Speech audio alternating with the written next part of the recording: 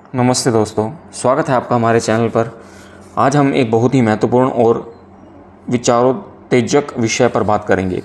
G0 world में भारत एक संतुलनकर्ता न कि केवल दर्शक। आज की दुनिया में जहां कोई एक देश या गठबंधन पूरी तरह से वैश्विक नेतृत्व नहीं कर रहा, भारत जैसे उभरते देशों की भूमिका क्या होनी चाहिए? तो चलिए इस विषय को विस्तार से समझते हैं। G0 वर्ल्ड क्या है? दोस्तों, G0 वर्ल्ड एक ऐसी वैश्विक व्यवस्था को कहते हैं जहां कोई भी देश या समूह पूरी तरह से विश्व का नेतृत्व नहीं कर रहा।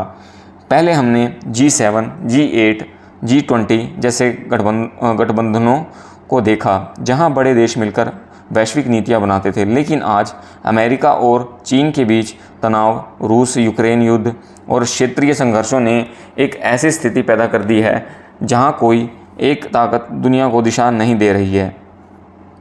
ऐसे में भारत जैसे देशों के सामने एक बड़ा अवसर और चुनौती दोनों है। भारत आज दुनिया की 5वीं सबसे बड़ी अर्थव्यवस्था है और 2030 तक यह तीसरे स्थान पर पहुंच सकता है। भारत की सैन्य ताकत, तकनीकी प्रगति और सांस्कृतिक प्रभाव भी लगातार बढ़ रहा है। चाहे वह G20 की अध्यक्षता हो, चंद्रयान मिशन हो या फिर वैश्विक मंचों पर भारत का मजबूत रुख।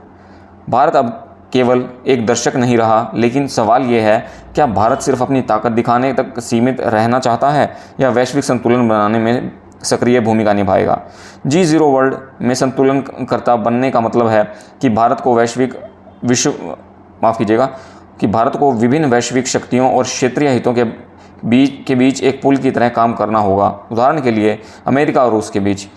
भारत ने रूस यूक्रेन युद्ध में तटस्थ रुख अपनाया, लेकिन दोनों पक्षों से बातचीत की।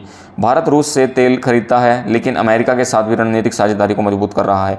चीन के साथ संतुलन। भारत ने क्वाड और इंडो पैसिफिक रणनीति के जरिए चीन को बड़े प्रभाव को संतुलित करने की कोशिश की, लेकिन साथ ही ब्रिक्स और SCO जैसे मंचों पर चीन के साथ सहयोग भी किया। ग्लोबल साउथ का नेतृत्व। भारत ने अफ्रीका, दक्षिण एशिया और दक्षिण पूर्व एशिया के देशों के लिए वॉइस ऑफ ग्लोबल साउथ जैसे मंच बनाए, जिससे विकासशील देश की आवाज़ को मजबूती मिली। संतुलनकर्ता बनना आसान नहीं है। भारत को कई चुनौतियों का सामना करना पड़ रहा है। चीन के साथ सीमा विवाद, लद्दाख में अभी भी तनाव बना हुआ है, पाकिस्तान के साथ तनाव, पहलगाम हमले के हाल ही के मिसाइल परीक्षण ने भारत-पाक रिश्तों को और ख़राब किया है। आंतरिक चुनौतियां। भारत को अपनी अर्थव्यवस्था, शिक्षा और बुनियादी ढांचे को मजबूत करने की ज़रूरत है ताकि वह वैश्विक मंच पर और प्रभावी हो सके। नैतिकता और तटस्थता का संतुलन। भारत को यह तय करना होगा कि वह कब तटस्थ रहे और कब मजबूती से एक पक्ष ले। G0 वर्ल्ड में भारत के पास कई प्रकार के अवसर हैं। आर्थिक जैसे जो कि इस प्रकार हैं। भारत अपनी डिजिटल अर्थव्यवस्था, स्टार्टअप इकोसिस्टम और मैन्युफैक्चरिंग सेक्टर के जरिए वैश्विक आपूर्ति श्रृंखला में अहम भूमिका निभा सकता है। Bharat UN, world trade organization और वर्ल्ड हेल्थ ऑर्गेनाइजेशन जैसे मंचों पर अपनी आवाज़ को और मजबूत कर सकता है। योग, आयुर्वेद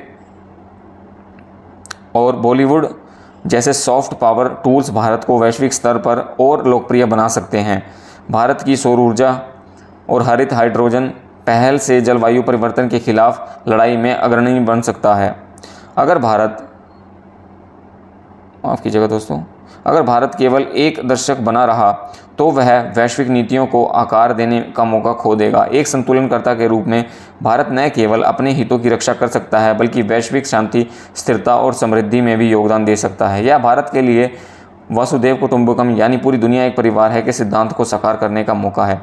तो दोस्तों, G0 वर्ल्ड में भारत के पास एक ऐतिहासिक अवसर है। यह समय है भारत अपनी ताकत, बुद्धिमत्ता और मूल्यों के साथ विश्व मंच पर एक संतुलनकर्ता के रूप में उभरे, लेकिन इसके लिए भारत को अपनी आंतरिक कमजोरियों को दूर करना होगा और वैश्विक मंच पर और सक्रिय होना होगा।